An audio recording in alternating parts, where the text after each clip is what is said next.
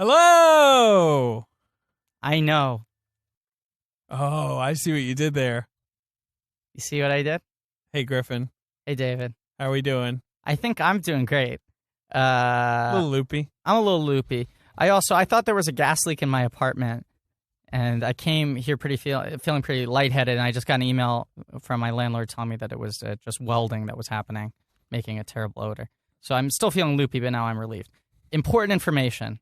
Thank you for that information. To get Welcome right to out of the way. The Podcast Strikes Back. We're striking back, motherfuckers! All right. Griffin and David present The Podcast Strikes Back. We started this podcasting franchise out as an exploration of Star Wars Episode 1, The Phantom Menace, the George Lucas film. This is true. We then found out there was a second film. Whoa! Attack the Clones. Huh? The clones attacked. Okay, well, let's close the book. Wait, what? There's Revenge another of the- chapter. Revenge of the Sith. Revenge of the Sith. The Sith are getting revenge? They never say the word Sith in these original movies. No, not at all. They say it a lot in the original The sequel movies. trilogy, Yeah, they don't say it at all. We were sure that the book was closed. Then he took a new volume off the shelf, Georgie, and he went, guess what? I made these in the 70s. Crazy. I worked on them. I tinkered on them 70s for decades. and 80s. Right. And then, this one came out in 1980. And then... So last week, we talked about Star Wars Episode 4, A New Hope. Yeah. Boom. On a episode called A New Podcast. Yeah. It's an instant classic. The A Library classic. of Congress is already constructing a whole wing around it. Unbelievable that we didn't even know about it. It's really stupid. I hate bits. Me too. Empire Strikes Back. Empire the Strikes fifth Back. film. And I just want to do a little announcement here. Little announcement. Ooh. As you may or may not know, we didn't know, there is a new Star Wars movie coming out. J.J. Abrams directed The Force Awakens. Episode 7. So I guess in Episode 6, the Force is going to take a Fall nap. asleep. It's going to at least take a nap. Okay. We have bought our tickets. We have. I had to return my tickets for Alvin and the Chipmunks for the road trip. Yeah. Because they both come out on the same night. It's fine. I'll go see it the next day. It's fine. I got a good secondary market price for it too. Because I had like IMAX opening night. Imagine if there was an IMAX that was showing the road trip. Any IMAX screen in this country. There was. Yes. No, there was. I was going to New Brunswick to see the road trip in IMAX. And I sold my tickets for a good price because it was sold out screening. Anyway, we're going to see Star Wars The Force Awakens on December 17th. Whoa. The next morning, we're going to wake up, come here, record an episode. Whoa.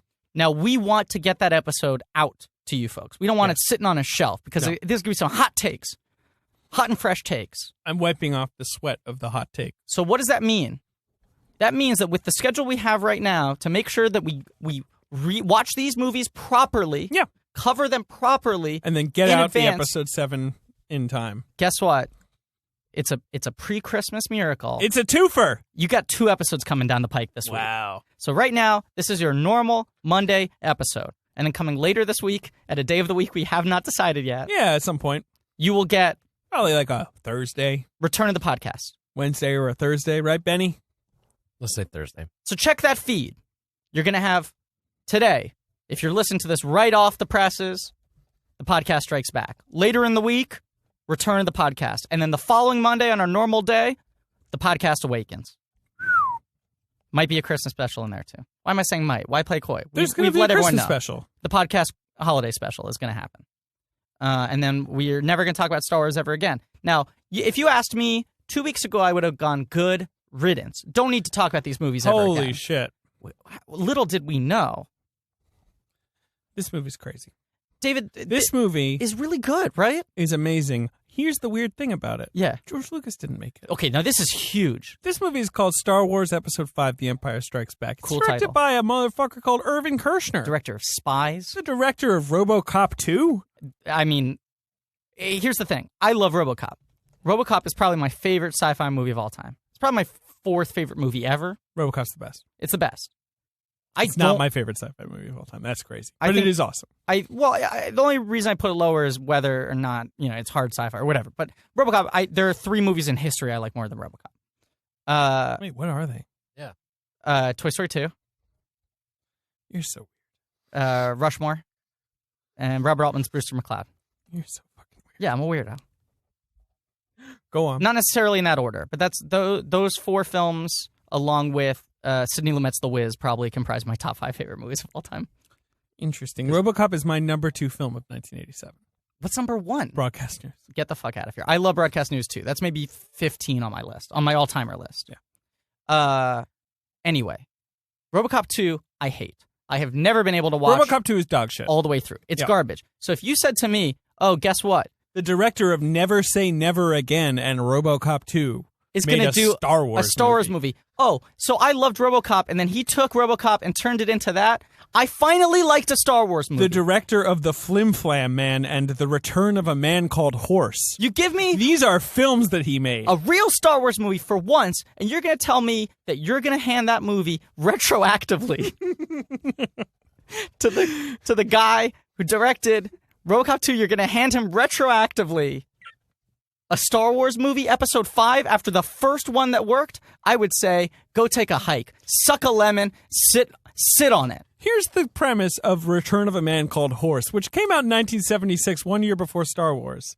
The English gentleman known as Horse returns to the American West to save his adopted Indian tribe from extinction. So there you go.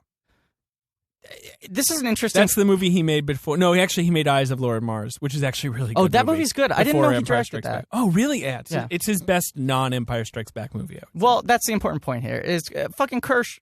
I love him. He hit it out of the park. But he destroyed this movie. Now, it's George amazing. Definitely has a lot of influence on it. It's not like he just handed over the reins to someone else. That is true, but George Lucas is not even credited as writing the screenplay. He has a story credit. He has a story credit. Do you know what I would compare it to? Please go ahead. I would say that George kind of functioned as the showrunner. Yeah, it's sort of like with Clone Wars. He stepped back from the franchise so he could oversee the bigger picture thing. I think he also became very, very involved in merchandising. Yes. As we had not touched on in Star Wars because we just didn't have the time last week, but that movie was basically like the beginning of the whole merchandising thing. You can't even do a merchandise spotlight because there's too much. It's too much. George had, as like a sort of sneaky little clause in his contract, total control over the merchandising. Oh, do you know what the exact contract was? Go ahead. This is one of the smartest business decisions. The film in was released and owned by 20th Century Fox. Right. So George Lucas wanted to make Star Wars. Everyone was like, "You lunatic." Yeah, people were not into it. He had made 2 movies. He'd made American Graffiti, but even pre-American Graffiti, he was pitching Star Wars. Yeah, and have you seen some of the early pitches for this thing? It's demented. Incomprehensible. Yeah. Incomprehensible. With the help of a woman named Marsha Lucas, who was his wife, she kind of went, George, what are you actually trying to get at here? Help streamline a lot of it. Finally, they went to 20th Century Fox. Alan Ladd, who is notably a very outside-the-box thinker for a major studio head, right? Just went, I don't know if this thing makes any sense, but I loved American Graffiti. I think this is a guy worth betting on. Right. Now, just really important context. Within the same year or the year before, Robert Altman is picked up in a town car to go to the airport to fly to New York. Where's this going? This is important, I think. Go on. And he's talking to his driver, and he's like, I had this really weird dream last night. It's like a woman, and then the one woman was in the pool, and then the other woman saved her, and then it's like the woman flipped, and he was like trying to explain the dream, and he couldn't really remember it totally. And they were driving to the airport, and they drove past the 20th Century Fox lot, and he was like, would you mind, how much time do we have until the flight? He's like an hour 15. He's like, would you mind pulling in here? I'll just be like 10 minutes. Robert Altman gets out of the car. He's gone for like 10, 15 minutes. He comes back in. He's like, okay, I sold it to Fox. Okay. They're like, what? And he was like, yeah, the dream I was just describing. I went to Alan Ladd, and I pitched it to him, and he gave me a green light. And that was 3-win. Great movie. My point is that Alan Ladd was that outside the box. Right. Like Robert Altman could come into his office and pitch a dream on the way to the airport and give it a budget, right? Yeah. And so Star Wars, which now looks like what is mostly populating the film landscape. Star Wars is basically copied by every movie. But at the time was viewed as a big risk. And everyone else passed on it. And Alan Ladd was like, greenlit a Robert Altman dream. Why not greenlight this? American Graffiti was a big hit. The guy has a track record. Sounds interesting. Sounds different. We should say, by the way, I think greenlighting 3 Women was a financially ruinous decision by Alan Ladd. Yeah, but guess what? Star Wars came out movie. the same year. I believe both were 1977. That's probably true, but So I don't know if one started production earlier than the other because Star Wars probably had a longer lead time, but they were like right around the same time, which is why I want to tell that story. Also, I think that's like the funniest story in the world, that he pitched a dream on the way to the airport, and the movie is wonderful, but also like it's a bit crazy. Yeah. Let's get back to The Empire Strikes Back because I want to point out who wrote this movie. But Alan Ladd Okay. gives the green light to Star Wars. Yeah. But they didn't want to give him the budget they wanted. The budget was so huge because all the things he wanted to We're realize. on the merchandising. Right. Right. So George Lucas had a pretty high quote at that point because American Graffiti He was an huge. Oscar nominee. He was Oscar nominee, 2 categories, huge, right? So he goes, okay, I'll waive my director's fee. Yeah, don't pay me. Don't pay me, period. We can put that back into the budget of the film, production budget. In exchange, I, in perpetuity, own the rights To the sequels? and the merchandising. Yep.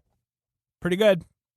Pretty fucking amazing. Well, I think because back then it was like merchandising. What, like A good luck. posters? Yeah. Like what do you- Sequels? You think you're going to make a sequel to this thing? and like, all right, well, fine. You can have that shit. Yeah. So, That's the last time that deal was ever made. yep. No one will ever get a deal like that No, now the studio's like, ever yeah. again. Ever again. Good job, Georgie. Great job, So George. he's the producer of Empire. This is an almost independent film. Story by George Lucas, yes. He has the story. He has the idea. It's written up by Lee Brackett. Who I believe was an older woman. No, she was like 60-year-old woman Right. who had written like The Big Sleep, Rio Bravo, Yes. all these old noir movies. But she got sick or died during writing, right? She died in 1978. Wow. I think she got too sick to finish it. So she, yeah, she Yeah. died. You're right. He hired her in 1977 after the Yeah. movie came out, and she died. Yeah, I mean, she Half-finished definitely script. wrote a script and died of cancer. Yeah. But it does seem like a lot of the script is, Lawrence Kasdan. Now, this was his first produced screenplay. That sounds right. He was a young buck. He'd been writing a lot of stuff. A couple of his specs had been traveling around It's his town. first screenplay. Yeah. He had a lot of heat. His second screenplay is a little film called Raiders of the Lost Ark. Yeah, guy came out of the gate strong, and then finally got to make these small white people domestic dramas that he wanted to, domestic dramedies. Yeah. But What's the best Lawrence Kasdan movie that he directed, in your opinion? Body Heat. Is it The Big Chill? Oh, no, it's Body Heat. Yeah, it's Body Heat, no question. Accidental Tourist is good, too. Yeah. His 80s career is great, and then his 90s career is not great. His 2000s career is abysmal. Well, his 2000s career is Dreamcatcher. Mumford. Mumford's actually 99. What about Darling Companion. Have you seen Darling Companion? I have not. I can't tell you how much I hate that movie. Here's a story I've never told you before. During a real like dry period in my career, Yeah. I was trying to get work as a film critic, writing for websites. Oh, really? Yeah, and so I got like a connection, and I got into a screening of Darling Companion. That was my first assignment, was to write a review of Darling Companion, and I couldn't do it. Who is it for? It's some website. Okay. That I couldn't even tell you the name of. I remember going to check in at the screening, and I couldn't remember the name of the people who had hired me to do it. Wow. And I just never sent in my review. And that was that. Because I was like, all I want to do is just write for 7 pages how much I hate this movie. But Could've not in done a it. constructive way. The internet. I realized, well, and then I got into this whole thing of like, I know how hard it is to make a movie. Isn't I it don't a know, little whatever. worrying that Lawrence Kasdan's last 3 screenwriting credits are Dreamcatcher, Darling Companion, and Star Wars The Force Awakens? Yeah. Or are we going to be okay? I think we're going to be okay. Okay. But let's talk about the movie at hand. George Lucas steps back. The He's Empire looking- Strikes Back. George Lucas is looking at the larger picture. Nice work, David. George really, Lucas. really good job. Really good job. We're all so proud of you. George Lucas steps back, sort of functions as a showrunner. Goes, here's where I want the story to go. I think he's plotting multiple movies at once. He starts going, okay, we're going to do these movies, then we're going to go back and do episode 1, 2, and 3 so that everyone can wait and not watch these movies until 1, 2, and 3 come out and then watch these movies. Of course, in order that makes a ton of sense, and then all the merchandising. So I think he has a heavy hand over this. I think he's on set all the time. But much like in TV, you hire a director to actually do the directing on the day. You hire a writer to execute the story that you have broken. And God, these two people, like, fill in a lot of George's Might be the best weak directed spots. film of the series so far. It might be. Do we want to... Should we save this for the end of the episode, or should we get this out right now? Do you like this more or less than A New Hope? I like it more. I like it less. Yeah, I like it more. I think it's great. It's my there's favorite. something about the This one's my newness, favorite. no pun intended, of A New Hope, and I like I think how that's fair. tight it is, Yeah. how contained it is. But it's definitely, this is the most mature Star Wars movie we've seen so far. Irving Kershner is much more of an actor's This director. movie is incredible. It's incredible. And we're about to get into how incredible it is. But he gets nuanced performances out, and Lawrence Kasdan is so good at dialogue, you know? This movie has a lot of humanity to it. There's a lot of humor. Yes. There's a lot of bleak sort of like, reckoning going on, but through humor and through banter and through this is the best movie. Less to be said, a lot of romance too. Let's get straight into it. Of course, with the opinions of someone who has spoken on mic but has not been introduced formally. Oh my God. Who's that in the corner? We were too excited to Peeping introduce away. him. Peeping away. He's peeping us. Oh, he's raising his eyebrows. He's raising his eyebrows. It's and this guy, quite handsome. for once, not scarlet with anger. He's Scarlet with joy. Opposite, yes. I'm excited.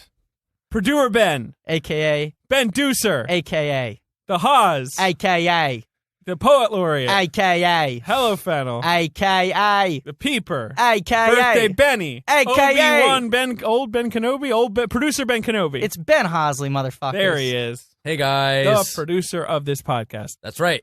Guys. We're Outspoken back. fan of Empire Strikes Back. I'm going to Oh, man. read you. It's the bet. It's my favorite, actually. Really? I think. Yeah, it's I your think favorite. it might be my favorite. I believe it. I'm going to read you the opening crawl to Empire Strikes Back. Great. It is a dark time for the rebellion. Oh. Although the Death Star has been destroyed previously on, Yeah. Right? Imperial troops have driven the rebel forces from their hidden base and pursued them across the galaxy. Ooh, that's So, scary. a little bit of time has passed. Yeah. They've been rooted out of that moon base, I Uh-huh. guess, on Yavin. They're on the run. Evading the dreaded Imperial Starfleet, a group of freedom fighters led by Luke Skywalker Oh, that's my boy. has established a new secret base on the remote ice world of Hoth. Oh, man. Ice Love this world. world. That's cool. Love this world. The evil Lord Darth Vader, obsessed with finding young Skywalker, has dispatched thousands of remote probes into the far reaches of space. A little bit of a soft ending to that one there, Yeah. but oh no, probes! Yeah. Anyway, This this takes place 3 years after Star Wars. Now, I don't know if you've been reading Marvel Comics. The Star Wars stuff? Yeah. I actually haven't. I've been getting into it right now. I hear they're good. Yeah, because now they're all under the Disney family. And they've been doing new comic books that are officially considered part of canon. Yes. And so a lot of miniseries, but the main series, which is just called Star Wars and is an ongoing comic book series, Yes. takes place in between A New Hope and Empire Strikes Back. I had no idea. Crazy. That's what the main series is What are the filling other in ones? that time. There was a Princess Leia miniseries. Okay. There's a Darth Vader that's ongoing. Okay. There was a trade paperback called Shattered Empire that takes place in between episodes 6 and 7. Okay, I was wondering if there was any of that stuff. Yeah, there's one. But the main ongoing story, the one main titular Is Star between Wars series. 4 and 5. Yes. They got a Chewbacca series. I think they just started a Lando series. I haven't caught up with those yet. Lando. We're going to talk about We're him. going to talk about that guy. Willie D. Williams. Willie, I told you that. Yeah, right? you told me that. Who was that? That's John Bander. John Bander. Who's a great comedian, Great comedic bit. actor. You can see him at the UCB Theater on the Characters Welcome team, I think once a month on Mondays. He does a sketch. I don't know if he still does it, but he does a sketch. I just got to give him props here. No, it's so good. Where he's a guy, like a Hollywood schmoozer dropping names, and the bit is that he flips the name. He calls Will Smith Bill Smith. And he calls Bill Cosby Will Cosby. Yeah, he just flips that to make it always sound like he's closer with them. And the thing just keeps on building and building. It's the same joke, but he just keeps on doing it. Every time he says a name, they project the face of the person. And it builds up to him going, and who walked in? Would you believe it? None other than Willie D. Williams. And the really whole good. bit is just so he can get to that joke, and it's so worth it. It's a great thing. John Bander is great. Look at John Bander. There's no Love way him. he listens to this podcast, and now we've just spent 2 minutes talking about how great he is. This movie begins on the ice planet of Hoth. Oh, there was something important I wanted to say about the comic books. Oh, fine. Yeah, go ahead. Because this is now considered part of canon. A lot of the expanded universe was wiped out. No, I know. When so Disney what bought the is what comic happens to the comic? Because it takes place in the main stretch here, and I know this is implied, but the Yes. comic books are really fleshing this out. Darth Vader has no idea who blew up the Death Star, Interesting. so it's not even that he's now Right, seen. because why would they? They just know some rebels did it, Right. right? Yeah. So he's seen Luke Skywalker, but doesn't know that's his son. And he chased down Luke in the ship and said, like, the Force is strong with this one, but he didn't know who it was. He doesn't know that that's the guy, Right. the pilot who actually blew up the Death Star. Right. So I think that's big. The comic books have, like, that was always sort of implied, but the comic books have really highlighted that in a way that I think is interesting. And watching this movie through that prism, as the point here, he's searching. Like, he doesn't know who the fuck blew this up, but he wants to find that asshole and take him down. And Luke Skywalker is now in deep with the Rebel Alliance. Right. He's not just some kid, weekend warrior, let me fly a ship. He blew up the Death Star. Yeah, and he's like, not just going like, okay, let me rest on my laurels, let me get a corner office. He's out there in the front lines doing it. So this movie starts, ice planet, Hoth. We see a main ship. Oh, it's a classic opening Star Wars shot. Yeah, we see the Star Destroyer. From underneath, the Star Destroyer comes out. It shoots out a probe thing. droid, and probe it lands droid on Hoth. goes, flies around. This thing is so cool. It looks like a jellyfish. It's like a robot metal jellyfish. squid. It's like, It's it has so a weird cool. noise where it's like, And it's like looking, and then we see the snow. It's all white, and then we see like, how would you even describe this animal? It's called a tauntaun. it's kind of like a ram. It has like weird ram horns. But then it's built a little like a kangaroo. Yeah, it looks like a kangaroo body. Right. It runs in this kind of herky-jerky motion because it's sort of a stop-motion creation. Curly gray fur. And it's like, I don't know, I can't do it. He's like the new Booga. No, he's better than Boog. Yeah, that's what I'm saying. He's not some bullshit. I don't say that. I will concede Fuck Booga. that I like this tauntaun better than Booga. David, don't say that. This is a positive podcast. We finally found a movie we liked. We're on two movies in a row Han that we like. Solo, is he with Luke the whole time? No. No? So he goes off and does stuff? Oh, in the comic books you're Yeah, in saying? the comic books. They splinter off, yeah. All right. Yeah. Because now Luke and Han, they're on their tauntauns. There were a lot of side missions. The comic books, it's like the continuing adventures of the Rebel Alliance trying to regain their freedom. Yeah. But here we are on Hoth, which is an ice planet. Yes. It is snow. And Luke's like looking around. Now, and I've complained in the past, and it's true of these movies too. Every planet is one thing. It's and like Hoth is an ice planet. one weather condition. Yeah. And it's snow. Yeah. And they're going home. Han goes off to inspect the probe droid. Or no, Han just goes home, and Luke goes off to inspect some readings. Yeah. And he gets captured by a Wampa. Wampa, motherfucker. I was looking for my phone charger in my backpack. He gets captured by a Wampa, which is like an abominable snowman with claws who strings him up. I just want to quickly get through this because it's nice, clean storytelling again. The Wampa kind of traps Luke in his like ice cave, and Luke is separated from his lightsaber. Mm-hmm. And what does he do to get it back? He uses the Force. He uses the goddamn but it's Force. hard. It's hard. He's like, "Ugh." He's still learning. Now, and he finally gets the lightsaber in his hand at the last minute and chops that Wampa's arms off. This is an exciting sequence. We're essentially in media res. Yeah, a throwing little us bit. into the adventure.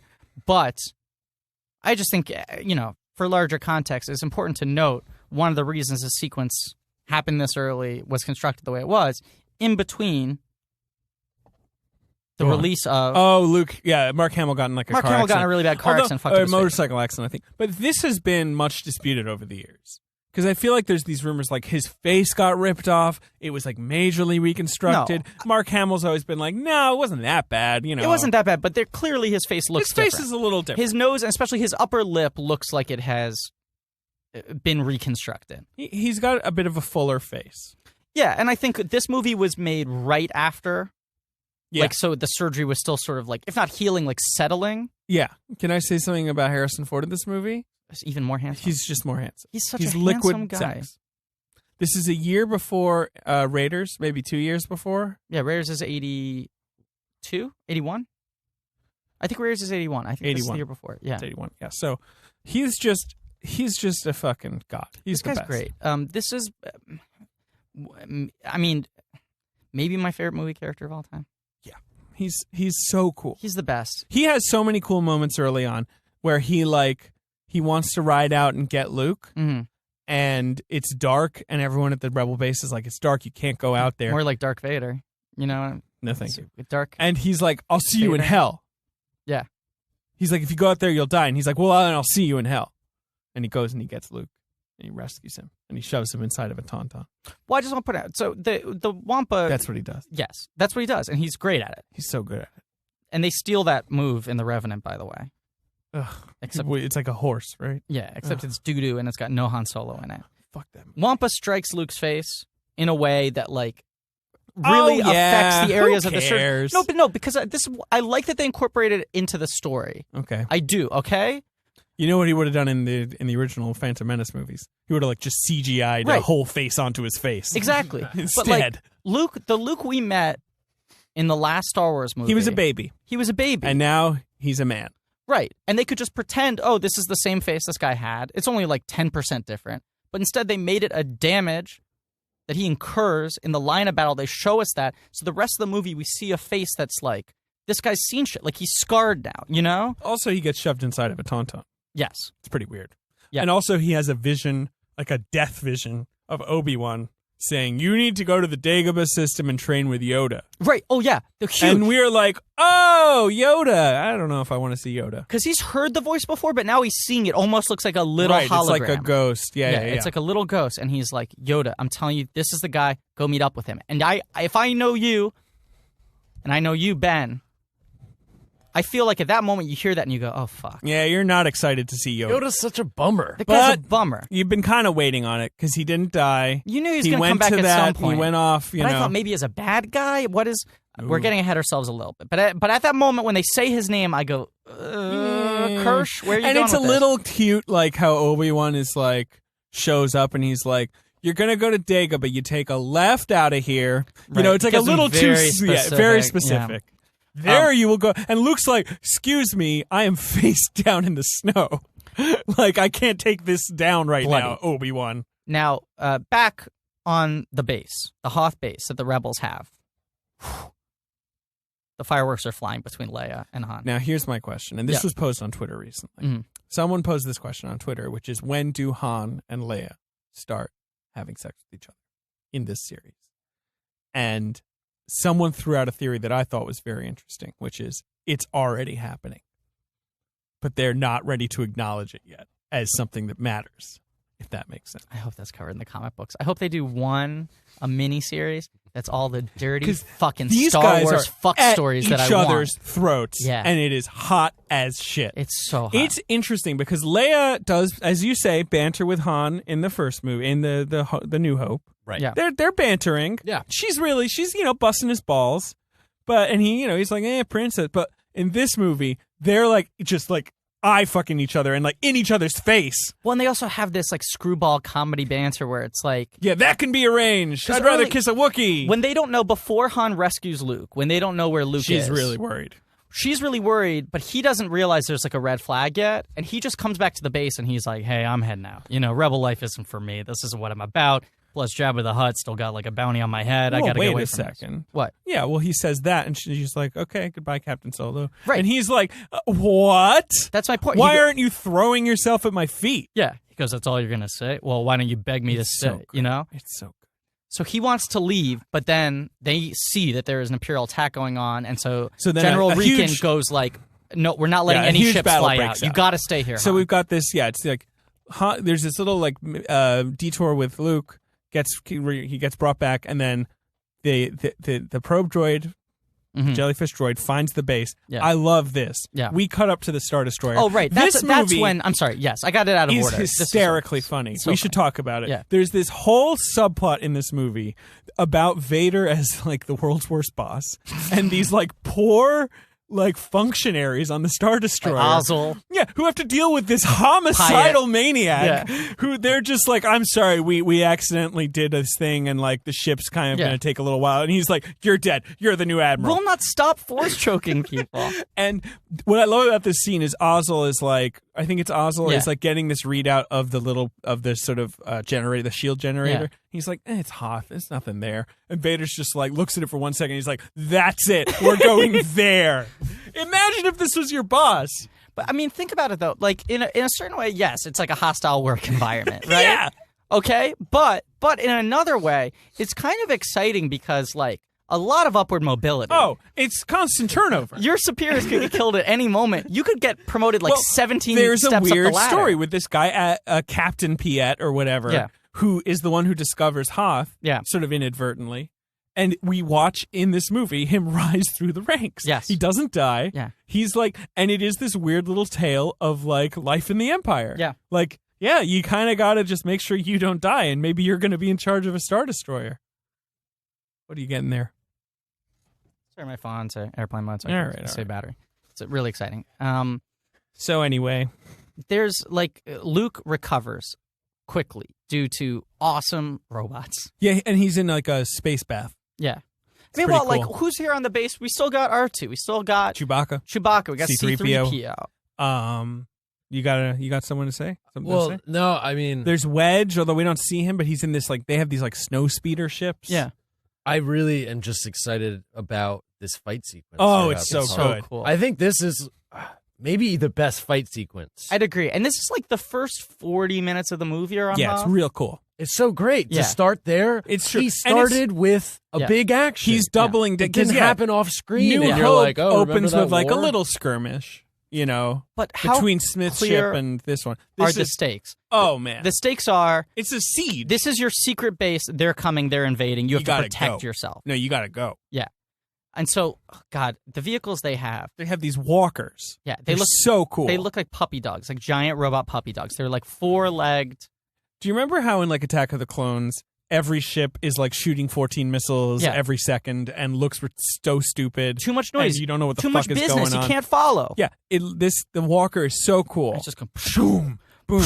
So what's the plus of this thing? It's indestructible practically. Mhm. What's the minus? It's slow. really slow. And there you have your stakes. It's going to take them a little while. They're Yeah. bearing down on you, but you can maybe evacuate. It's David versus Goliath. So it's so cool. We see these like transports leaving. There's this really cool sequence. Do you know what I'm talking about? Which one? Where the first like transport leaves from Hoth, Yeah. and they fire this like sort of cannon at like the Star Destroyer that kind of like disables the Star Destroyer for a Mhm. minute.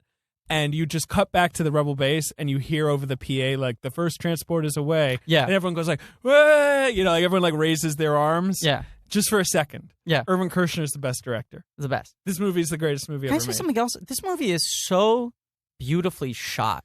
Clear and pretty. Oh, it's so great. But even just the colors, and like I love the way the last one looked aesthetically, and I think Yeah. it was very well shot as well. This had different DP. I was looking at both of the DPs on these first two movies are really fascinating. But Peter Suschitzky shot this movie. he's Cronenberg's main guy. Yeah, he is. He shot like Dead Ringers and Yeah, History he of shot Violence and Naked Maps of the Lunch. Stars. And, yeah, Still shoots his movies. yeah. This is like 70 millimeter, super like rich colors, This was shot in moody. 70 millimeter? I'm all but certain. I'll look it up. Because especially in the close-ups, you and I, spoiler alert, saw The Hateful Eight last We did. week We saw it last week. in 70 millimeter. How are you feeling about that one? I still don't know. Yeah, because we actually, I think there's an embargo, so we shouldn't even talk about how we felt about it. But we saw it in 70 But millimeter. that's why I never filed that review of Darling Companion, Longtime Companion, so I don't have to abide by embargoes. Well, that's true. I still won't say what I think, though, because I'm still trying to figure I know.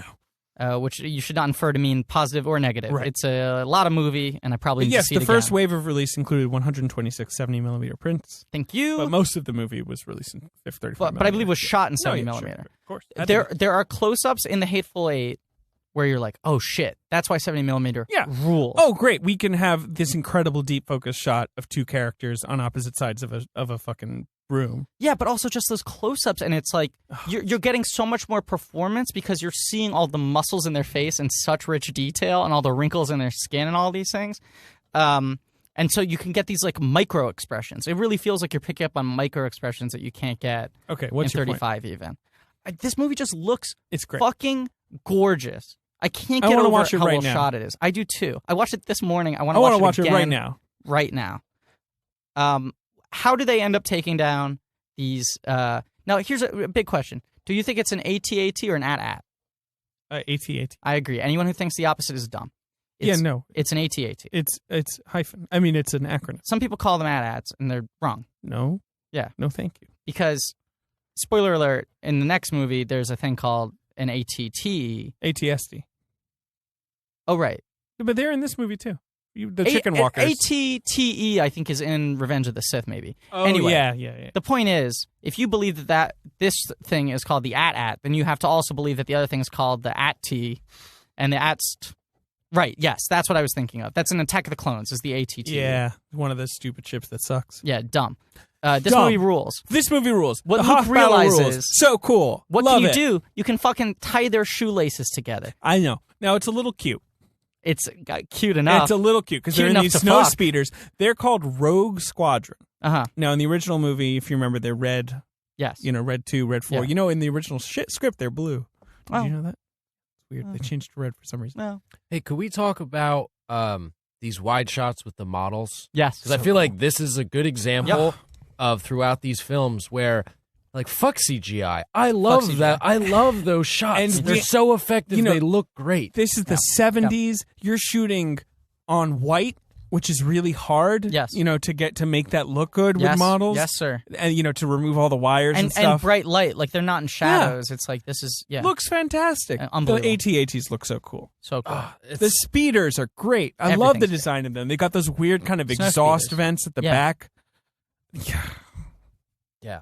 When Luke crashes in his speeder, he has to push the door open. Yeah, everything's fucking and you tactile feel it. It's and like, real. You gotta get this fucking open. It's not just the fact that they built a real thing, but like everything behaves in a way that is recognizable to how things function in the world. It makes you excited, like, as someone who's enjoying the movie. It makes you kind of excited because, like, anyone can create something on a computer. Yes. There's something about the fact that they built it that makes it feel more real to me seeing it. Oh, 100%. And you have to think 100%. about, like, not only did everyone have to build all those things, but all those things had to be ready on the same day. Yeah. Like, it's the miracle of movie making is, like, you had to get all the right actors. Right. You couldn't just be like, look, there's going to be a bunch of business going on. We'll figure it out later. Just wave your hands around. You had to hold individual casting sessions, cast all the right actors, build all these props and sets and costumes, and then rig up the ships, and then everything, and then get the lenses right, and then light it properly, and then get it perfect. And guess what? It fucking worked. And you watch it, and the whole time, you're coming all over the place because it's beautiful, and it defies logic that they were able to pull it off. You're soaked. You're soaked. Squirting all over the place. So they destroy the AT-ATs by tying their shoelaces. They tie their shoelaces together. And most of them die. Yeah. Again. It's a pretty brutal life being like a fighter pilot. Luke takes after his dad, though. He's a really good pilot. He's good, and he takes down one of the AT-ATs all by himself using like a fucking grappling hook and his lightsaber and a grenade. It's pretty awesome. Let's also mention that I think he's a captain. There's a captain with a big bushy mustache who gives Luke orders when they're on the base, and then is, I believe, in one of the ships, who was played by John Ratzenberger, a.k.a. Cliff from Cheers. That's right. All the Pixar movies. Let's also point out that Leia is the boss. She's killing it. She gives this cool speech where she's surrounded by fighter pilots. Yeah. And she's just explaining everything. Carrie Fisher is what, 5'2"? Yeah. And if even 120 pounds at this point. Like, and she's is like 22. And is barking basically at these guys. Not barking exactly, but she is on her shit. Yeah. She is awesome. She owns it. She owns it. She knows what she's doing. She's no, you think of all the negative connotations of a princess in pop culture. What I love about this movie is, like, that's what she's like. And in the Cloud City scenes where Lando's kind of treating her like, oh, a fancy lady has joined. And she's just so uninterested. Get the fuck out of here. I don't need you. I don't need anybody. Cloud City. I'm Princess Leia, motherfucker. So, anyway, just to, the Hoth battle's really cool. Yeah. They escape. Yeah. It's a victory. Vader shows up pretty much as the Millennium Falcon is leaving. Mm-hmm. And he's like, where? Ah, God damn it. Guys, choke some more people. And he's like, I want to get here before they leave. And much like Attack of the Clones. Yeah. This story then splits into two. Very interesting how in both cases, the second film, the middle film of the trilogy. We've got everyone starts out together and then splits apart. Because A New Hope has a lot of similar story structure things to Phantom Menace. I guess so. They end in similar that just ways. like a bunch of shit kind of happens one after another. Not as clear. But these two are very, very similar actually on a basic, far off, blurry structural level, So in Empire Strikes Back, yeah, in this movie that we're talking about today. Right. Han, Leia, the droids, Chewbacca, they get on the Millennium Falcon. Its hyperdrive doesn't work. Oh, no. And so that's their journey. They got to get a new hyperdrive. Luke and R2. So sorry, it's 3PO is on the Falcon. Right. R2's with Luke. Right. Gets in his X-Wing and blasts off to Dagobah. Try to find Yoda. On this advice from Obi-Wan. And we're all dreading it. We're going, oh, fuck. I hope they focus on Han and Leia. He's going to be all fear leads to anger. Yeah. This guy, the least funny guy in the galaxy. He's going to have built a bunch of new poop chairs. Yeah, great. Ugh. Guess what? Should we do Yoda first? Yeah. Yeah, let's do the whole Dagobah sequence first. In a shocking... So we're cutting between these two stories. In a shocking twist. Yoda is my motherfucking boy. He's the best. Yoda's my boy. He knows how to, like, deal with like other people and talk like even to like someone and not be like disrespectful to He's them. kind of sly. He's kind of like he has kinda good funny. interpersonal skills. Oh, he's really funny, David. Especially at the beginning. He's a laugh and a half. This is the best comedy I've seen. He's very well. He's a puppet. He's a puppet. Puppeted by Frank Oz. Oh, surprising. Oh. That if you let Frank Oz work a puppet. It seems like an actual character. Yeah. And he's more Muppety as a result. And he has this thing where he kind of goes like, which is very Muppety. He's much older. But it's great. He looks older. He's moving very slowly. He's supposed to be kind of like a little batty, right? Isn't He's that gone the a little idea? crazy. Well, at the beginning, we think he's lost his goddamn mind. Which makes sense because you know what? He presided over the death of every Jedi. Yeah. Because of his incompetence. Yeah. And then he secluded himself on a swamp planet alone for 24 years. Hasn't talked to anyone else. He's probably going to be pretty crazy. Surrounded by 22 snakes. years. He lives in a little hut. He Yeah, lives in like a Keebler This is a elf gorgeous. tree. It's a crazy set. Incredible. It's prime 80s Muppet set. Yeah. You know what I mean? Yes. It's a lot of shit in the background. Yeah. Weird animals. Swampy. Snakes littered around. Yeah. Like bats going like, meh! It looks like the Never-Ending Story or fucking Labyrinth or whatever. But the way Luke's like gets Fraggle there, Rock. He lives on Fraggle Rock. it's like this, like a shithole. Where Yoda lives here. What's going Well, on? you know, and in the deleted scene we saw it briefly. you Right. know, Yeah. And then he like lives in sees this the little thing hut. scampering, crawling through his lunchbox. Yeah. Eating Luke's snacks. here. And Luke's like, what are we doing here? He lands in like a bog. Right. And he's like, "Who the fuck are you? Get out of here!" Now, should we say Luke's a pain in the ass? Like, he's a huge pain in the ass. I like him in this one. You like him in this one? Remember how I wanted to give him originally a fail in our performance review in the last I think his episode? performance is better. That's the thing. It's not. I He'd don't gone think his off and made the big red one with Sam Fuller. Yeah. The reason I wanted to give him Just talking about Mark Hamill here. a fail, I know. I know. The you reason know. I wanted to give him a fail in the last movie is only because I want to be able to show how much I think his performance has improved in this film. You know? And I know the last film he's playing like a whiny kid, you know? Yeah. And he's playing immature, but like the way that he shows the newfound intelligence, confidence, worldliness, you know, a guy who's seen stuff, has had his face slashed by a wampa. I think this is a really good performance. Yeah. Is Luke a little annoying as a character? Yeah. Well, he's in this phase where it's like he's got this potential. Off the charts potential. Doesn't know quite how to realize it. Yeah. He's got all these new. It's sort of a puberty. He's having like this magic puberty, right? Because it's like he's suddenly getting visions.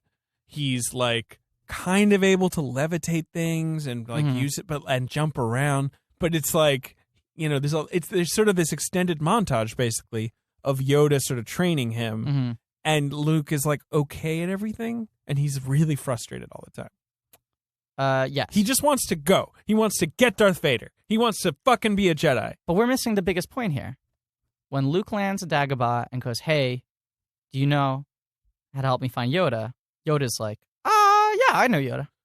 Yeah, he's pretty coy about it. Oh, he straight up does not let on that he is Yoda. And it's sort of a, you know, like, the idea is like, don't judge a book by its cover, motherfucker. Well, and Guy seems to have fully lost his mind. Like, is bananas. Is like, and eating carrot sticks and like making weird sounds and like fucking snakes. He's made this like stew that he's like, he keeps talking about how good it is. Yeah. And Luke like eats it and is like grossed out by Yeah. it. I really like that scene. And Luke's like tapping his watch and going like, "Yoda, can you then- introduce me to Yoda?" And he finally figures it out. Well, because what happens? Obi-Wan starts talking. Yeah. And Yoda starts talking to him. And he's like, "No patience this boy has." Yeah. And Obi-Wan's like, "You were kind of the same way. I mean, remember me? Now, this is a little cute. Felt the in same my way about opinion. me." Can I say this? Yeah. Because Yoda didn't really train Obi-Wan. No, not at all. Obi-Wan, well, I think maybe when Obi-Wan was a child, because it seems like Yoda's kind of in charge of the younglings. Uh-huh. So maybe like that's when The starter preschool teacher. Yoda should say to Obi-Wan like, "Yeah, you were a little defiant when you were 5. Yeah. you got over it. This is a grown man in front of me." There are definitely some continuity problems with these movies. There are, but what I fitting like together about with it the Phantom Menace is trilogy. the Yeah. risk is greater, right? If we already know that Anakin was trouble at age 10 or whatever, Luke, God, he's Yoda says saying the same like, this thing, is gonna be like his hard. father. He says like his father, you know, Like his shows father, anger, he's impatience, this and that. But he's not an asshole in the same way. No, definitely not. He's well-intentioned. And Luke puts it Go on, together. Ben. He's like, "Oh shit, you're Yoda." Go on, Ben. Like the thought I had though was when he goes too old and he's insistent upon that. I'm like, this is the last motherfucker you got. But remember, they said the same thing about Anakin, and Anakin was like 10. They said he's too old to start training. Right, but there was also an abundance of Jedi. Yeah. There's one dude. Yeah. Yeah. And this is all kinda you got. You can't be like, nah, he's too But old. this is the That's thing why I I like give about up. Yoda. I do think Yoda's kind of heartbroken. He's like, maybe it's just over. Yeah, I can Maybe see it's better that, to have though. no Jedis than an old Jedi, you know? Right. I mean, Urban Yoda over seems here. to have fully lost it, but once Luke puts it together and is like, oh shit, you're Yoda, Yoda starts to pull it together, and it's like, oh, maybe that craziness was a test. I do think he's gone a little batty, but he also wanted to test his patience, his reserve, you know? Totally. And the ghost of Obi-Wan is like, give him a shot. Right. And so he's still like hard on him. Mhm. And he's still got a lot of goofy antics, but like he starts training him like a real person. And he relates to him like a real person. He doesn't go like the way he used to with Anakin, like, you're angry, stop it. You know, he like explains to him why the things he's doing are this or that, and throws out like a lot of fucking good idioms, you know? He does. It's a whole new side of Yoda. I like it. This guy rules. I like it. I like this guy. Says do Don't or do disagree not. with you. There is no try. Well, also, there's this thing where Luke says, I'm not afraid. And Yoda suddenly is like, you will be. And Yeah. you're like, Oh, that my was God. weird. Great Yeah. moment. Yeah. Because the puppet looks kind of demented. Yeah. Like in the way where the CGI creature just couldn't. Yeah, could not. So on the one side, we've got this Yoda thing. And it becomes like a Rocky IV training montage. It does, except It's for not this, a montage. It's extended. but sequence. it's kind of an extended montage, yes, in terms. Yeah. But it has, except for there's no scene in any Rocky movie where he wanders into a cave of his own nightmares. Oh, let's talk about this. Oh my God! This scene is like no other scene in any movie. Yeah. In the Star Wars movies. Yeah. It's crazy. Yeah, I mean, they're talking about the fear thing. He wanders into a cave. Yeah, Darth Vader because comes Luke's out like, of it. I'm ready, and Yoda's like, oh yeah, sure, yeah, just walk into this cave right now. Yeah. You won't need weapons. Luke keeps his weapon, Yes. And it he- becomes Defiant. it becomes this like asshole. very herky jerky like I would have kept my weapon too. This is a Yeah. swamp planet with snakes. Anyway, but it becomes this like herky jerky low frame rate thing. very weird. And this then scene, can we acknowledge this scene frightened the shit out of me when I was oh, a kid. terrifying. Oh my God. Well, you saw this movie when you were a kid? It's like I'm Fox Mulder. Like all these buried memories are coming Wow. to the fore. Yeah. He slashes his head off. Mask falls away. Who is it? Luke Skywalker. It's freaky. It's like that's the fear right there. And there you go. Isn't that better than maybe sitting in front of a bunch of pooping Jedis who are pooping? Yeah. And in between poops, they're like, oh, but you can't be afraid or fall in love because like emotions can be really bad. We get it. We Maybe get it. also don't show all of Anakin's Jedi training. Maybe don't have all of Anakin's Jedi training happen off camera. Maybe because not. watching someone go through Jedi training is cool. Pretty And this cool. is Yoda in a swamp without like the fucking facilities. He doesn't have like a gym or anything to work on. But he's like, hey, Luke, why don't you do a handstand for 10 minutes while I like stand next to you, carry around a backpack, like jump around. And then he's like, trying to lift stuff. And he's like, I can't do it. And Yoda's like, ugh, lifts up the X-Wing, which was submerged because into Luke's the like, swamp. it's too big. It's too big. You And can't do it. Yoda's It can't like, be done. Boom! I just did it, and I'm a tiny little shrimp man. I'm a little old guy. And Luke's like, well, it's impossible. And he's like, that's why you fail. Fuck you. Yeah. And he takes it, pisses on him. You fail because you believe it's impossible. It's great. But Love let's this move stuff. along with this because we got to get to the other story. Ben, I love this stuff. Ben, but great no, movie. of course we got to move along. Oh, Yeah. man. I mean, So- this is like On the other side of the this coin, is actually Yeah. fun for me. So much on fun. one side of the coin, you've got Luke straining, frustrated, Mm-hmm. and eventually tormented by visions of his friends in danger. And Yoda keeps on saying, like, you got to stay here and finish your trading. On And Luke's like, and let my friends die. And Yoda's like, maybe. maybe Would you rather, if you Yoda's go, pretty cold. if you don't finish your trading, you go try to save them and you die as well, then everyone loses. Wouldn't your friends rather that you let them die so that you can become stronger and fight in the name of their cause? And he's like, I don't know, Yoda. And Yoda's very, like, stern about this. He's like, No, not stern, but he's like very, very strong-minded about it. but he's like, you need to finish your training, and you're not ready.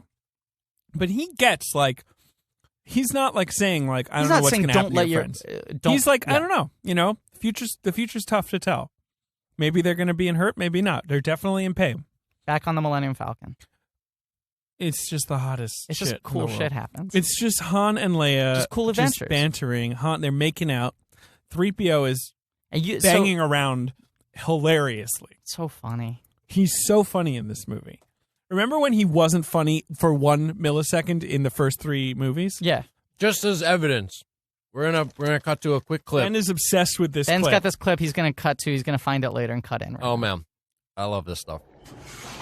I'm gonna shut down everything but the emergency power systems. Sir, I'm almost afraid to ask, but does that include shutting me down too? No, I need you to talk to the Falcon, find out what's wrong with the hyperdrive.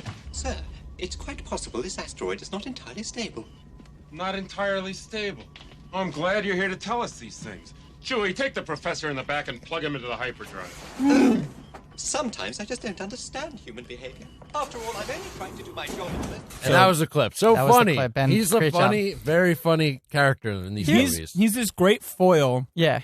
And what I like is it's sort of a mirroring of, because R2, I guess, needs to be with Luke. Mm-hmm. It's kind of mirroring the R2 C-3PO relationship from He A and New Hope. Chewbacca have a really funny relationship. Well, oh, yeah, but you know, Han and 3PO. Yeah. I just love this scene where Han is macking on Leia. Mm-hmm. Macking Oh, on God, her yes. hard. Yes. And then 3PO interrupts him with, like, this useless piece of information. They fucking straight up make out. Yeah, they're they start making out. Kissing. It's such It a hot looks scene. So hot. We're squirting left and right, and then Where he C-3PO says, comes in. You're trembling. And, like, oh, God. It's Oh so my good. God.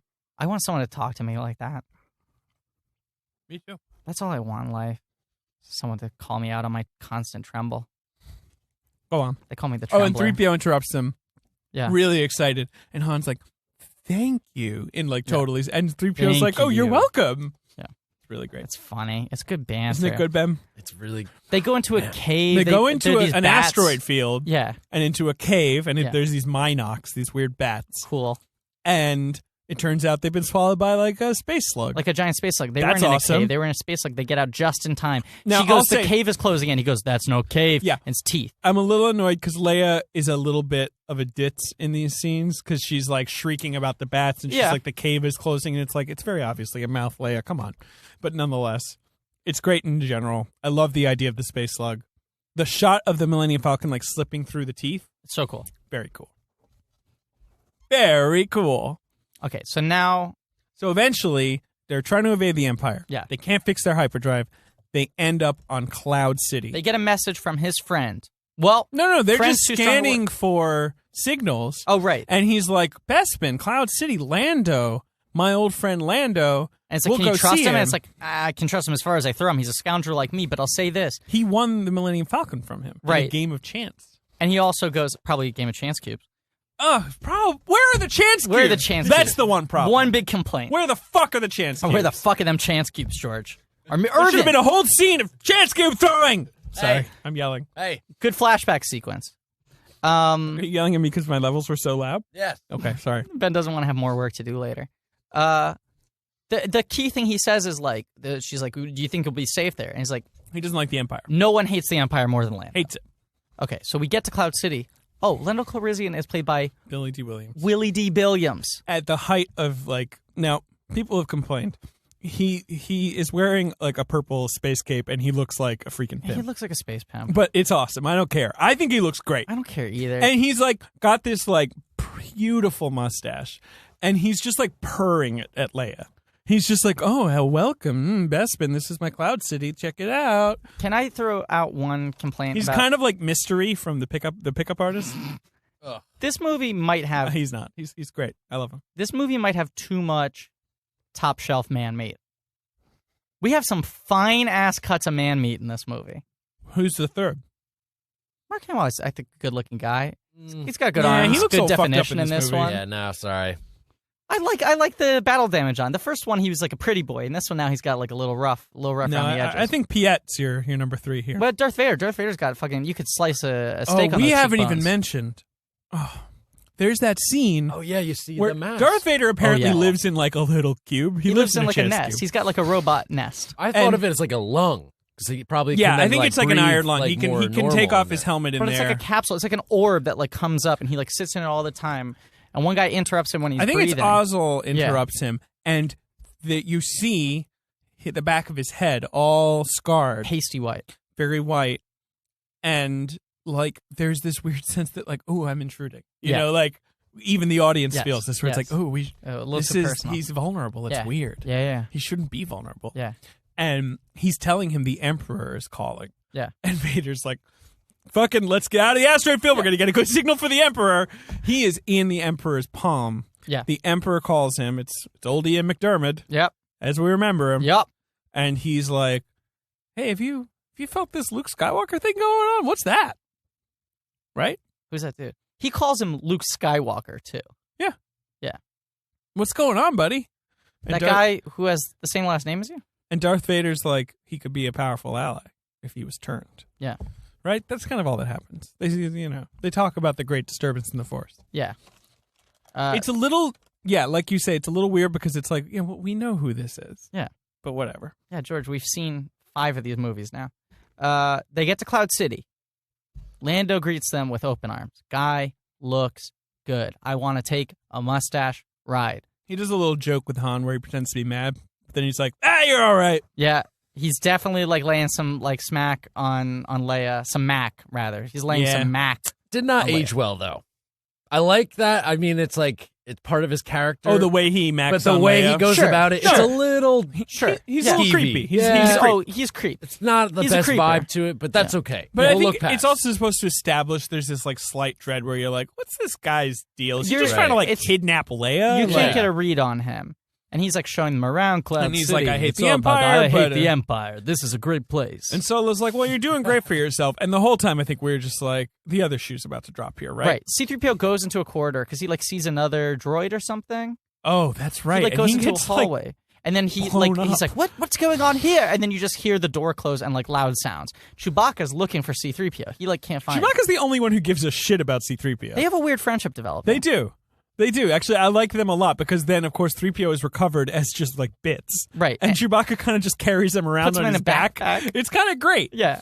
And also, there's this thing that we forgot to mention where Boba Fett. Oh, this is huge. Boba Fett from Attack of the Clones. The son of Jango Fett, who now has armor near identical to his father's in but different it's all colors. scored and green and red, and it's crazy Looks looking. super cool. So Darth Vader has Darth like Vader a bunch of bounty contracts with hunters. bounty hunters. And he's like, find these fuckers. Check out this scene. It's weird, too, that his dad is just like all around him all the time. Yeah, he's like surrounded. By copies no, of his dad. Do we think all the troopers in They're this not movie are all. clones? They can't all be, but certainly they were like the base, right, of the stormtroopers. And then That's you the think they idea. died out and they just hired other people? Yeah, because they get old. Oh, right. Okay. Yeah, they get old. But can they keep cloning, or they just had one Well, run, it one seems batch? like I think it's like you can make. It's just people start enlisting. I think it's supposed to be a mix, but it's not Interesting. clear. Not- because when you hear their voices, they're not Boba Fett. Oh, yeah, or clearly. Jango Fett. Yeah. But when you hear Joe Boba's voice, it's Tamura Morrison. Yeah, it's very unclear. So we watch the Blu-rays, guys. I'm sorry. Yeah. And but check out this scene though. Yeah.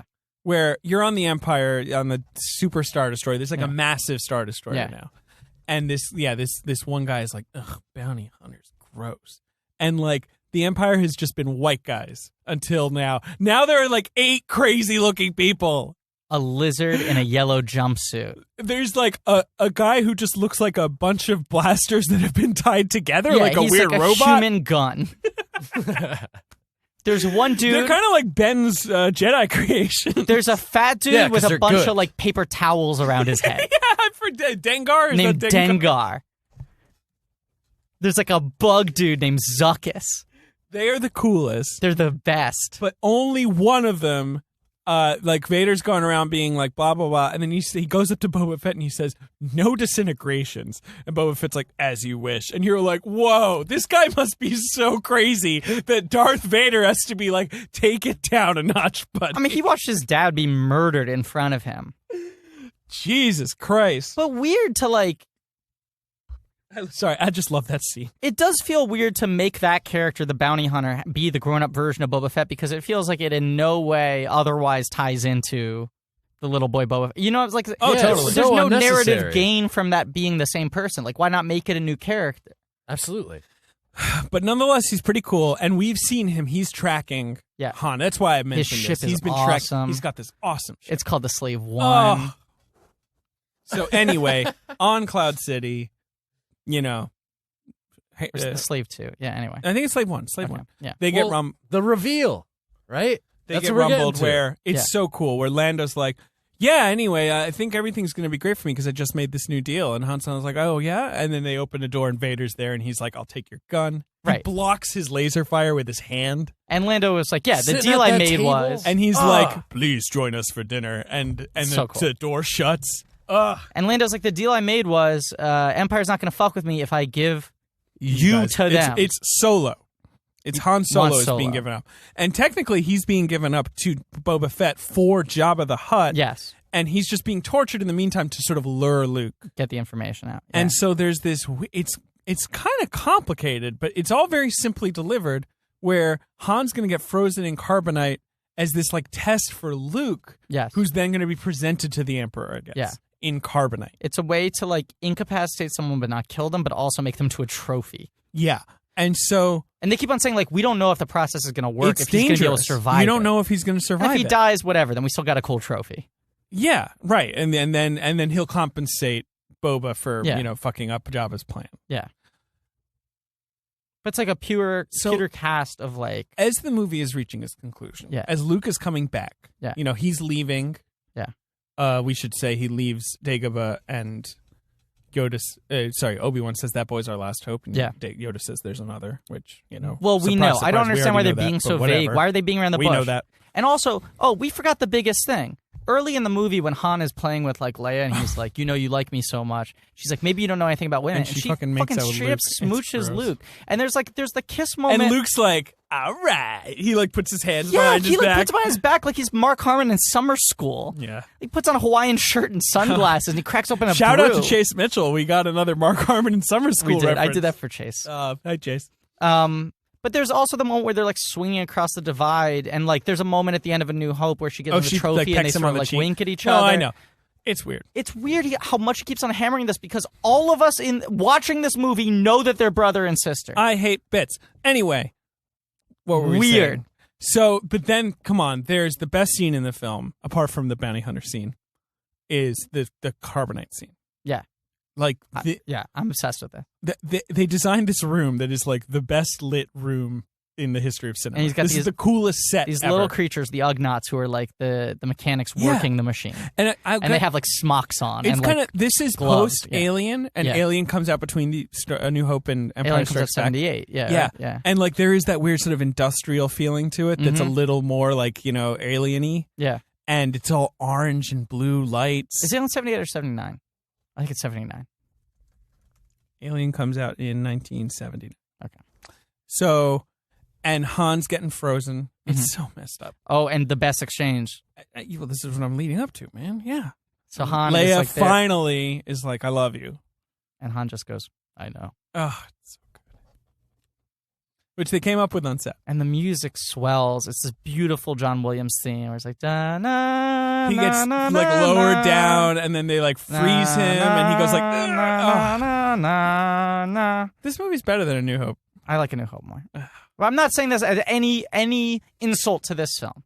So good. I like the newness of A New Hope, and I like that it's. And the shot Nice little Kirshner self-contained gets story. of the carbonite is like up, Oh. and it gets like slammed down. Yeah. And you see Hans like sort of pained, He like, looks so pained. He's trying to get out. and but then he's frozen. alive. He's alive. Oh, it's so crazy. Boba Fett And takes Leia him. just looks so sad. She loves that man. And so Han's out. Boba takes him away. Mm-hmm.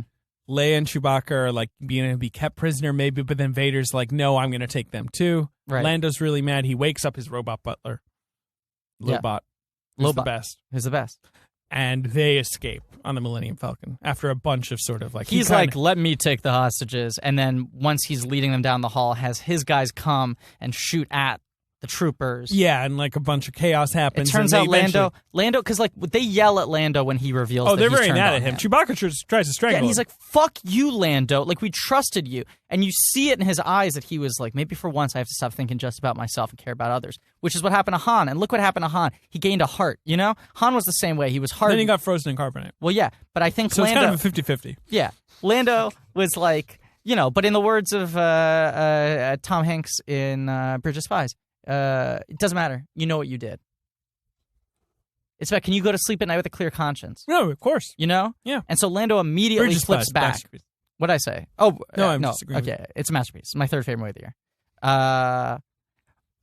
My first two are Star Wars and Empire Strikes Back, which I'm counting as films this year because we just saw them. Lando like almost immediately flips it on them and was like, I'm going to make it my mission to get the rest of my friends out to safety. Right. He has a change of heart. It's a little quick, but, you know, it makes sense. Yeah. Kind of. Kind of doesn't make sense that he betrays them, but you feel like he's immediately, once Vader shows up, he's immediately just like, what am I doing? He also made the decision All to this betray them. for a cloud city? He made the decision to betray them before he saw them again. Yeah. You know? Yeah. Like, you can, like, decide, like, okay, I'm going to break up with this person. You got to meet No, up with I them, and agree it's with you. hard when you're in person to do those things. So I think he already had the pangs of regret before he actually did the handoff, and immediately is like, I got to make this right. And also, I mean, the Cloud City is just cool. Can we Looks just say it's so a cool. really cool idea? It looks so cool. Another great design element. Yeah. You've got Hoth, you've got Dagobah, and you've City got this of Cloud the City. Clouds. And it is the coolest setting for Yeah. the best lightsaber fight ever. Okay, so Luke shows up yeah, and is kind of led almost to the carbonite chamber. weirdly, yeah. Yeah, and like he sees Leia briefly and she's trying to tell him it's a trap, but he doesn't figure it out. No. There's this awesome scene there when that's happening where Lando is like almost like, let me get a look at this motherfucker. You know, like you can tell he's like, this is the guy everyone's so obsessed with. This is Luke. Vader dude. wants this guy so Yeah. bad. This Skywalker guy, whoever he is. And you could like, there's just a brief shot of him like kind of trying to crane his neck to look at Luke as he's like, you know, going deeper into Cloud City. He's like the Jennifer Lawrence of this universe. He's the it guy. Everyone wants a piece. It's just like the way it all dovetails is so nice. Oh, it's a tight movie. And then he has, like, Vader has this showdown with him where Vader is just toying with him. Yeah. And Vader doesn't. No, he now knows. He now knows that this is his son. Yeah, he's been referred to as Luke Skywalker to his face. He doesn't know, but I mean, you gotta fucking, you know, He's put the pieces together 99% off certain. screen, Yeah, yes. which is good because we already know. We already know. I don't understand why they're dicking around this much. Well, I yeah. don't hold against the movie, but like we all know. Why are you like holding this off like it's some big surprise? We've this- all watched the movies in the order that you intended us to watch them. All right, Griffin, we've said it multiple times at this point. I'm going to kill you. It's not a surprise. No bits. So no bits, hate bits, pro Smiths, no Jimmy Smiths, Smiths, but Smith still ships. pro Smiths. Yeah. No Smith ship, still pro Smith ship. Yeah. Vader, what I like about this fight is Mm-hmm. like Vader's initially kind of like toying with him and kind of like just trying to freeze him. Yeah. And he's like, hey, you're not that great. And then Luke kind of shows up for this fight. Mm-hmm. He's pretty good. And Vader is like, oh, check you out. Interesting. Yeah. And then I think that's when Vader's like, all right, maybe me and you. Yeah. Me and you. Come to Papa. And Luke's like, what do you mean come to Papa? Because Vader, what I like is Vader's kind of just toying. Like I keep Yeah. saying it, but then he kind of turns it on. They Yeah. have this like crazy fight. Vader like throws shit at him. Yeah. And then they end up on this like big like walkway in this like cavernous room, like huge like wind tunnel yeah, thing. Right. It's all the mining operation, I guess, is what's what they're fighting, the kind of bowels of this like mining operation. Yeah. And Vader is And like finally, Vader just turns it He's on like, and "Come just on." takes him to town and chops his arm off. right. He chops off his hand. Yeah. Luke is His like hand. hanging at the edge of this thing. Yeah, and he's just ruined. Right. And like right above the gulf, like this huge wind tunnel. And he's like, come on. Yeah, he's like, join me. Yeah, come on. And we'll take down the on. Emperor. And And Luke's like, and he's I'm like, not Obi-Wan gonna never told join you what happened to your father. And he's like, Luke- he told me enough. He told me that you killed him. Right. And he's like, no, I'm your dad. yeah, he's like, he says it in exactly that tone. He's like, buddy, I'm your father. No, I'm your father.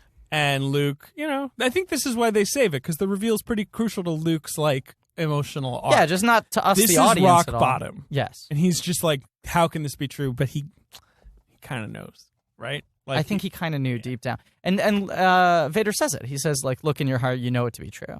yeah, right? and he's just Yeah. like, no, yeah, Screaming. yeah. And then I will never join you. And he commits suicide. He jumps down. Right. Yeah. And he falls Bye, out Luke. the bottom of the ship, like the garbage chute, and then just holds on to this, like, antenna. Yeah, and this is a little This, like, goofy. weather vane. The only reason I think this works is because he's rescued by Leia's own kind of recognition of him. He's there, and he's like, Obi-Wan, help me. And, like, Which nothing. is pretty useless. Come on, Luke, he's a ghost. Right. And then he just goes, like, Leia. And it cuts to a great shot of Carrie Fisher. She plays this beat so perfectly in So close good. up. And she goes, I know where Luke is. Yeah, Where's she's the like, rat?" we gotta go. And Lando, I love Lando's like, the fuck are you talking about? We just We're, like, left that chased by, TIE fighters. You want us to meet the guys who are trying to kill us halfway? And she's like, go right here. And I love he goes there and he's like, Jesus, he's hanging off the right fucking thing. there. Yeah, it's pretty cool. No one like questions how she knew. And then no one really talks about it. But she's then just like, finally, I have a feeling. She got the fucking force. R2 turns on the fucking hyperdrive and they go. It's such a good moment. So good. And the end of this Lando's movie, like, they fixed the hyperdrive. yeah. And then, of course, it's still busted. The end of this movie, Luke. And he's like, it's not my fault. I love that. Billy Dee Williams is great in this movie. He's great in this movie. Yeah. Luke gets a new hand. It looks a lot more advanced than Anakin's hand. It's got like prosthetic flesh. Yeah, over it's not like a green, a golden, like, Yeah. Frankenstein hand. It's No, a real you see hand. the inner you workings, see the but then tendons, it looks the sort of mechanical otherwise tendons. Me and Griffin are totally doing human. like We're an doing the exact.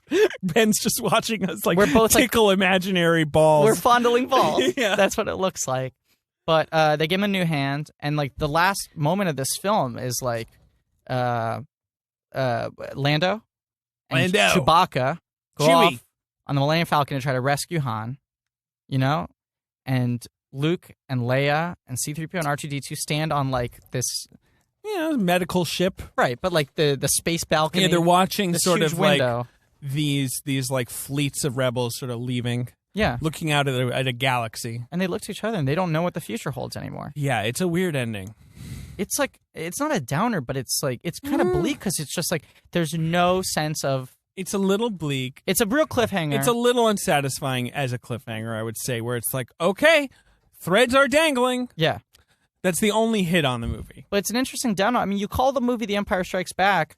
Yeah, lives up to the Boom. title. They struck back, motherfucker. And it's not like, oh, they struck back and then we beat them. It's like you got to wait to the next movie. You got to wait until the Jedi's return, Right. to see if they pull it off.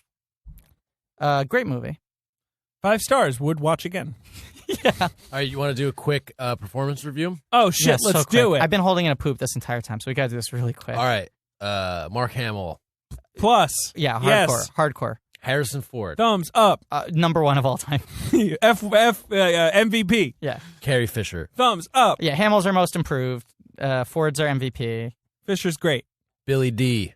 Incredible. Billy D. A. plus Williams. That's right. More like Billy A. Williams. That was the That was good. That should was have been the joke. first That was one. the joke. Yeah. Sorry. Anthony Daniels, Plus. Yes, he's great. More Hilarious like in A this plus than movie. Daniels. All right, carry on. David Prowse, Yeah, The theater, sure. yeah. Good job, buddy. Yeah, the fighting, amazing. Love it. Yeah. Peter Mayhew, Mhm. Love him. Mm-hmm. Kenny Baker, Love Pass. him. Frank Oz, Pass. Killing it. Hardcore. Alec Guinness, Pass. Yeah, he's small fine. role, but he does a good job. Yeah. Yeah. Jeremy Bullock, Oh, Boba Fett. Now, do you know who else this guy is? Who else is this guy? He's the salty old space dog. Hells yeah, bro. Oh shit! No yeah, way! they brought him back. That's awesome. Jeff, I hope you're listening, Chris. I We hope should you're have listening, Chris Chris. listen to this episode. Yeah. The salty old You space should dog show up at his returns. front door with 2 earbuds and make him just- listen and to this Chris episode. fucking, yeah. Salty Old Space Dog. That's great. Gives 2 great performances across Love this it. franchise. Piet and Ozzel both get passes. Oh, John Ratzenberger gets a pass. Love Emperor voice Clive Revel. Clive Revel played the Emperor in the original cut. Yes, that was dubbed over By for Ian the McDermott. Blu-ray we have. Yeah, in the original cut, the Emperor is played by an orangutan. No, it's played by a lady, and they superimposed orangutan, eyes on her. right. Yeah, it's crazy. Yeah, it was Rick Baker's wife, But they hadn't cast, like, Ian McDermott. McDermott, yeah. yeah. But we're watching George's quote-unquote finished versions of the movie. Yep. Everyone gets a pass. Everyone There's no gets a bad pass. performances. Wow. No. Yeah. Dengar gets a hard pass. Love it. IG-88, killing it. Oh, God, so cool. All right. Okay. Griffin's making a face right I now. really need Yeah. to poop. I Guys, can't we'll see oversell you this. later this week, I Yeah. think, to talk about Return of the Jedi. I'll be out later and this Return week. of the Podcast. Check your podcast thing, whatever your feed, your Stitcher. Your... Yeah, I use Pocket Casts myself. It's a great Okay, app. Well, humble brag. Please email us at griffinanddavidpresent@gmail.com to tell us, do you think we should rebrand as Blank check. Blank Check with Griffin and David or continue being Griffin and David Present as we go into the future? Well, we will soon announce what our next miniseries is going to be. Yeah. We You have guys, there's no way we can top Star Wars, but it'll be fun. We have one definite one planned, and there's one we're kicking around. Oh, I like the one we're kicking around. We have 3 maybe I'm in pretty the pumped docket. for the one we're kicking around. Yeah. We have some good stuff coming up. Please rate, review, subscribe, other UCB shows. Email us. Also, offer still stands. It's probably the last week of eligibility to get your free Comtech, your Merry Christmas Comtech chip. Comtech chip. What I'm calling Merry Comtech, a Griffmas promotion. Yep. Great. I'm going to poop my pants. Ladies and gentlemen. As always. And as always, I seriously need to end this. I'm going to poop. I'm actually going to poop myself.